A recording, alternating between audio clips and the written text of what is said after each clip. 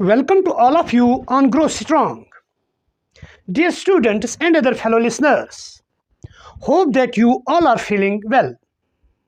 Let us have a debate on entitled theme, Trait Theory of Personality by G.W. Allport. G.W. Allport was basically American-born trait psychologist, जिसका जन्म 11th of November 1897 को हो चुका और उसकी death 9th of October 1967 को हो चुकी. Dear students, G.W. Allport is known for being one of the founders of personality psychology. There are two eminent psychologists जिन्हें हम trait psychologists भी कहते हैं, namely Raymond B. Ctet and G.W. Allport. According to them, traits are called the building blocks of personality. यानी कि हम human personality को नहीं समझ सकते हैं without having the knowledge about the traits. जब तक कि हमारे पास ट्रेट्स के बारे में नॉलेज नहीं होगी तब तक हम ह्यूमन पर्सनैलिटी को, ह्यूमन नेचर को नहीं समझ सकते हैं. That is why as per the trait approach, traits are being called the building blocks of personality, क्योंकि ये एक इंसान की पर्सनैलिटी को डिफाइन या हम कह सकते हैं डिस्क्राइब करते हैं. Now what are the traits? Dear students, traits are basically personality characteristics. These are basically personal qualities. I mean to say you, these are basically specific personal qualities, specific characteristics, which are expressed by an individual in different several situations. जब एक individual react करता है या response देता है किसी भी social situation में, चाहे इंडिविजुअल घर में है या एज ए लर्नर स्कूल में है या नेबरहुड में है या ओवरऑल सोसाइटी में है, वो अपने बिहेवियर को एक्सप्रेस करता है. जिस बिहेवियर को, आई मीन टू से यू, जिस क्वालिटी को वो कंसिस्टेंटली, परमानेंटली एक्सप्रेस करता है तो वो उसका ट्रेट कहलाया जाता है. फॉर इंस्टेंस, अगर कोई इंडिविजुअल ऑनेस्टली बिहेव करता है इन डिफरेंट सेवरल सिचुएशंस, यानी कि एक इंडिविजुअल ने पूरी जिंदगी ऑनेस्टी की जी, तो हम कह सकते हैं person is honest and honesty becomes his और हर ट्रेट. इसी तरह से कोई इंडिविजुअल जो हर एक के साथ चीट करता है, धोखाबाजी करता है, झूठा है, वादे का पक्का नहीं है, इस बिहेवियर को वो एक्सप्रेस करता है डिफरेंट सोशल सिचुएशंस में कंसिस्टेंटली, रेगुलरली, परमानेंटली, तो हम कह सकते हैं the person is dishonest and dishonesty becomes person's trait. इसी तरह से shyness, humorous, these are the other traits या हम कह सकते हैं personality characteristics which are possessed by an individual.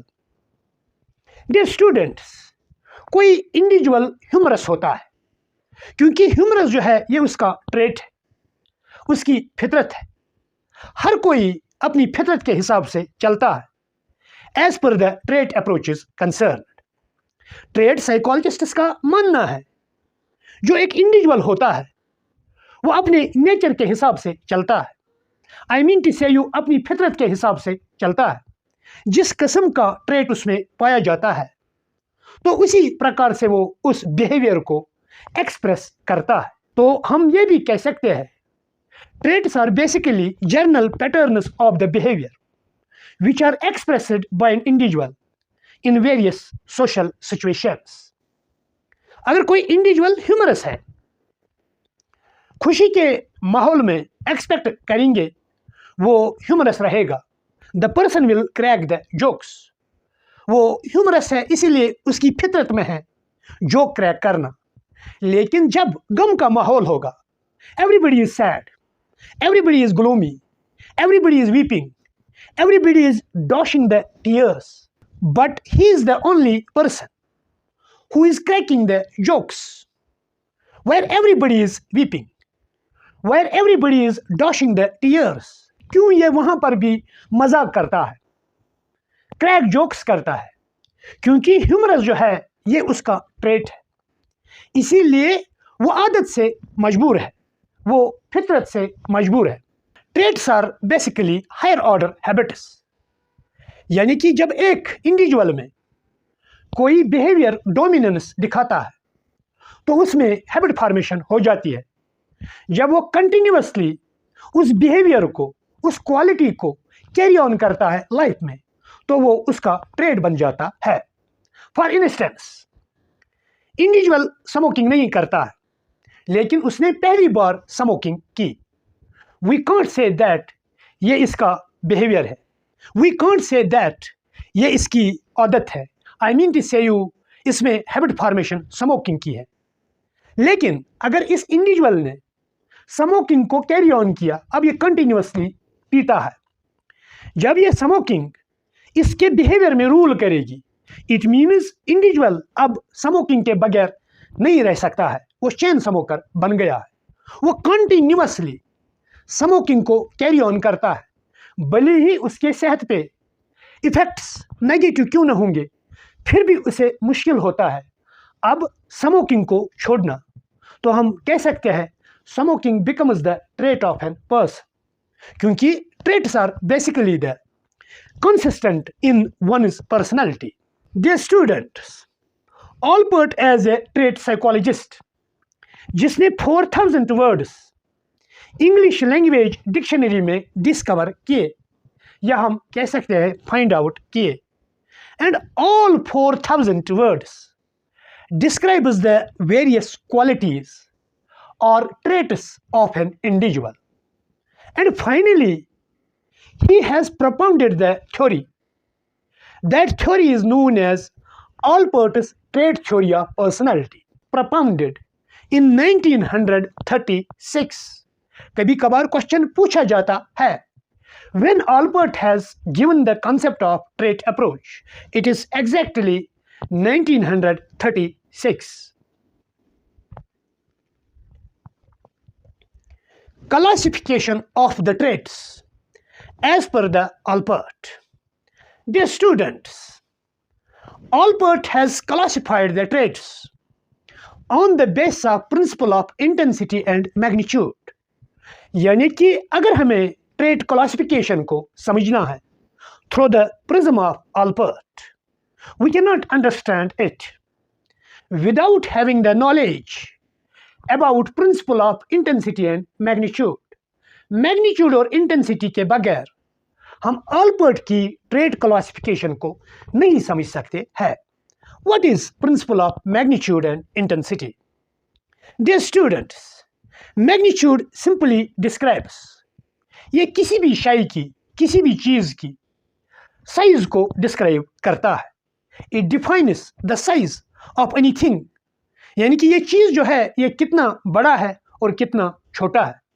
I mean to say you, ये डिस्क्राइब करता है इंटेंसिटी को, हाई इंटेंसिटी और लो इंटेंसिटी। जैसे कि हम सब जानते हैं about the earthquakes. Let it assume कोई अर्थक्वेक 6.3 होती है ऑन रेक्टर स्केल, और कोई अर्थक्वेक ऐसी भी होती है जो 7.1 होती है ऑन रेक्टर स्केल। तो हम कहेंगे एक अर्थक्वेक का मैग्नीट्यूड और इंटेंसिटी दूसरी अर्थक्वेक से ज़्यादा था। तो इस तरह से हम मैग्नीट्यूड और इंटेंसिटी को समझ सकते हैं। Same is the case with the Allports trait classification. जो ट्रेट क्लासिफिकेशन Allport ने दी है, हमें उन्हें समझना है on the base of intensity and magnitude. Dear students, दूसरी एग्जाम्पल हम कोट करेंगे और इसी एग्जाम्पल को हमें कैरी ऑन करना है Allport की क्लासिफिकेशन में। फॉर इंस्टेंस, अगर हमारे पास 3 आयरन रॉड्स है होमोजीनियस इन कैरेक्टर, यानी कि तीनों आयरन रॉड्स मटेरियल में, लेंथ में, ब्रेडथ में, in every respect all the iron rods are similar. हमने एक आयरन रॉड को आग में 5 मिनट रखा, दूसरी आयरन रॉड को हमने आग में 10 मिनट रखा, तीसरी आयरन रॉड को हमने आग में 15 मिनट रखा। अब देखो similarities and dissimilarities in these 3 iron rods. Similarity हमने डिस्क्राइब की, ये तीनों आयरन रॉड्स है, इनका कंपोजिशन सेम है। और तीसरा एट्रीब्यूट इनमें सिमिलर क्या है, तीनों आयरन रॉड्स गर्म है, यानी कि जो 3 आयरन रॉड्स है ये सब गर्म है। Iron rod number 1, rod number 2 and by and large rod number 3. Now what are the dissimilar characteristics found in these iron rods? जो आयरन रॉड हमने आग में 5 मिनट रखी वो सबसे कम गर्म होगी। जो आयरन रॉड हमने आग में 10 मिनट रखी वो ज़्यादा गर्म होगी। और जो आयरन रॉड हमने आग में 15 मिनट रखी वो सबसे ज़्यादा गर्म होगी। It means on the basis of magnitude and intensity, there is the difference in these 3 iron rods. According to G.W. Allport, same is the case with the traits. अगर हमें traits का नेचर समझना है या trait को समझना है तो we have to focus like the iron rods onto the traits in terms of magnitude and intensity. किस इंटेंसिटी से, किस मैग्नीट्यूड से कोई पर्टिकुलर ट्रेट हमारे पर्सनैलिटी में है। On the base of magnitude and intensity, Allport has classified the traits into 3 different categories. Number 1, cardinal traits. Number 2, central traits. And number 3, secondary traits. These are the 3 different traits which has been described or analyzed by one of the eminent trait psychologists, namely G.W. Allport, on the basis of principle which is known as intensity and magnitude. Dear students, now one by one we will give the detailed account of all the 3 traits possessed by an individual. Trait number 1, cardinal traits. What are the cardinal traits? Dear students, cardinal traits are those traits which are highly permanent, which are highly consistent in an individual's behavior. यानी कि वो traits जो highly consistent है, आई mean to say you, जो बहुत शिद्दत के साथ एक इंडिविजुअल की पर्सनैलिटी में है, उन ट्रेट्स को हम कहते हैं cardinal traits. For example, non violence and truthfulness was the cardinal trait of M.K. Gandhi. अगर हमें गांधी को समझना है, उसकी पर्सनैलिटी को समझना है, so we have to focus on 2 traits जो गांधी में कार्डिनल फॉर्म में थे, ट्रुथ और नॉन वायलेंस। यानी कि मरते दम तक गांधी ने ना तो ट्रुथ को छोड़ा जिसे हम कहते हैं सत्य, ना तो नॉन वायलेंस को छोड़ा, क्योंकि ये ट्रेट जो है ये मोस्ट ऑफ द सिचुएशंस में, इंटायर लाइफ में गांधी की पर्सनैलिटी से रिफ्लेक्ट होते हैं। Why these traits were reflecting from the Gandhi's personality? क्योंकि both the traits were in cardinal form. जब भी कोई trait cardinal form में होता है तो वो most of the situations में उन qualities को repeat करता है। Dear students, another great leader or educationist, namely Abraham Lincoln. Abraham Lincoln is known for his honesty. शायद ही ऑफ हिस्ट्री में ऐसा ऑनेस्ट मैन देखोगे जिसने बहुत गुर्बत देखी है, लाचारी देखी है, सख्ती देखी है, बट डिस्पाइट ऑफ दैट कभी भी उसने अपने बिहेवियर को चेंज नहीं किया। The person namely Abraham Lincoln never became dishonest person. वो कभी चीटर नहीं बना, बल्कि ऑनेस्टी को ओवरऑल लाइफ में, आई mean to say you entire life में कैरी किया, क्योंकि ऑनेस्टी उसके बिहेवियर में कार्डिनल फॉर्म में थी। इसीलिए इस बिहेवियर को ओवरऑल ऑल सिचुएशंस में अब्राहम लिंकन ने एक्सप्रेस किया। Mother Teresa is renowned for her kindness, यानी कि दुनिया में और कोई लेडी हम नहीं देख सकते हैं as kind as Mother Teresa was, specially जो डाउन ट्रोडन पीपल थे, जिनकी कंडीशन मिजरेबल थी, हैंड टू माउथ थी, लाचारी थी, गुर्बत थी, but she was kind to all human beings without any discrimination on the basis of region, discrimination on the basis of country, discrimination on the basis of caste, discrimination on the basis of religion, discrimination on the basis of sex, without any condition. उसने हर एक individual को accept किया। उसमें एक cardinal trait था, that was kindness. That is why she was so kind towards all human beings, especially those who were needy. About from the Mother Teresa. Dear students, we all have heard about the great personalities like Socrates and Galileo. इनमें भी cardinal traits थे, यानी कि determination, bravery and truthfulness Galileo और Socrates के cardinal traits थे। जब Galileo को फांसी सुनाई गई क्योंकि उसने स्टेटमेंट दिया था earth revolves round the sun, people were very much conservative, societies conservative थी, उन्होंने बाय एंड लार्ज इस स्टेटमेंट को condemn, I mean to say you, reject किया और गैलीलियो को कहा we will hang to you, आपको सूली पे चढ़ना ही होगा। तो सूली पे चढ़ने के वक्त उसे कहा if you take statement back तो हम आपको माफ करेंगे, लेकिन ब्रेवरी, डिटर्मिनेशन, ट्रूथफुलनेस ये वो ट्रेट्स थे जो कार्डिनल फॉर्म में गैलीलियो में पाए गए। तो उसने एक्सेप्ट की फांसी। तो फांसी पे चढ़ के भी उसने कहा कि अर्थ रिवॉल्व्स राउंड द सन। एक पर्शियन राइटर है, फिर उसने पर्शियन लैंग्वेज में इसे दर्शाया, ई पुरसिमी ई पुरसिमी ई पुरसिमी। इट मीन्स कि ये ज़मीन जो है ये घूमती है, ये घूमती है, ये घूमती है। These were the last words of Galileo. And same is the case with the philosopher namely Socrates. Socrates जब सोसाइटी के अगेंस्ट गया, क्योंकि सोसाइटी का निज़ाम चलता था सुपरस्टिशियस बिलीफ से, ऑर्थोडॉक्सी से, तो सोक्रेटिस ने इस सिस्टम को चैलेंज किया, कहा कि हमें इस सिस्टम को बदलना पड़ेगा। लेकिन उसके सामने कप ऑफ पॉइजन रखा गया, कहा कि अगर हमारे सिस्टम को आप ओन नहीं करोगे, फॉलो नहीं करोगे, then you have to take the cup of poison. अगर आपने किया तो हम आपको बख्श देंगे।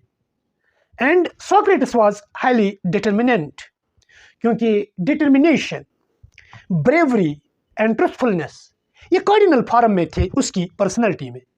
उसने ग्लैडली कप ऑफ पॉइजन पिया। तो हम नटशल में कह सकते हैं, जब भी कोई ट्रेट कार्डिनल फॉर्म में होता है तो इसे बदलना बहुत कठिन और कठोर होता है।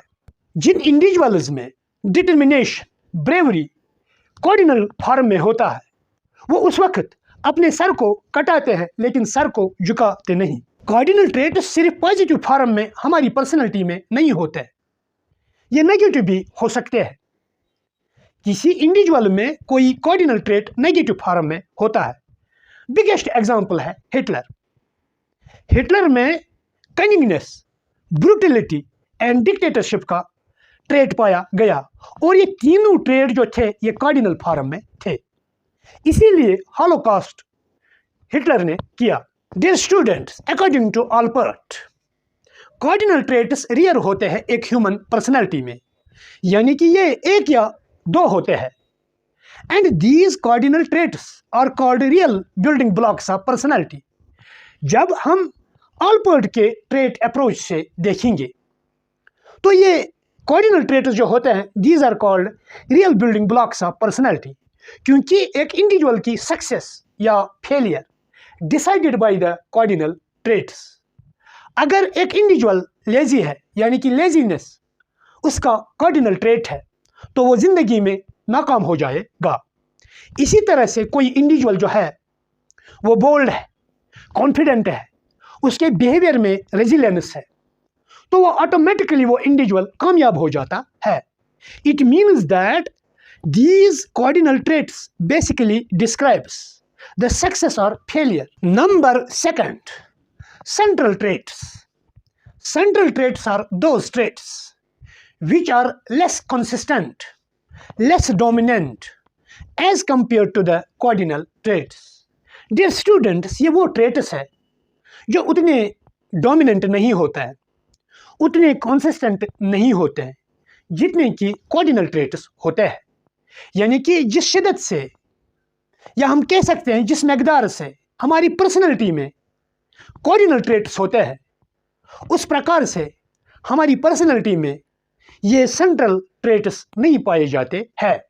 तो हम यहाँ पर कह सकते हैं, जब हम कंपैरेटिव एनालिसिस करते हैं तो कंपैरेटिव एनालिसिस में ज़्यादा शिद्दत कार्डिनल ट्रेट्स की पाई जाती है और कम शिद्दत सेंट्रल ट्रेट्स की पाई जाती है। Any trait such as sociability, bravery, honesty, truthfulness, cunningness, dishonesty, etc., that is possessed by a person with low degree and magnitude is referred to as central traits. On the other hand, these traits are referred to as cardinal traits when they are possessed by a person with high degree and magnitude. अगर हमें Allport के trait approach को समझना है, we have to focus on intensity and magnitude. For example, अगर कोई trait, let it assume honesty, high intensity इसकी होगी, high magnitude इसका होगा एक इंडिविजुअल की पर्सनैलिटी में, तो उस वक्त ये कार्डिनल ट्रेट कहलाया जाता है। अगर उसी इंडिविजुअल में ये ट्रेट कम इंटेंसिटी से, कम मैग्नीट्यूड से पाया गया, तो उस वक्त ये सेंट्रल ट्रेट कहलाया जाता है। दूसरी एग्जाम्पल भी हम दे सकते हैं, कनिंगनेस एंड एग्रेशन। ये जो दो ट्रेट्स है, अगर किसी इंडिविजुअल में ये हाई इंटेंसिटी से है, तो हम कह सकते हैं cunningness and aggression is the cardinal trait of an individual, क्योंकि इनका मैग्नीट्यूड और इंटेंसिटी हाई है एक इंडिविजुअल की पर्सनैलिटी में।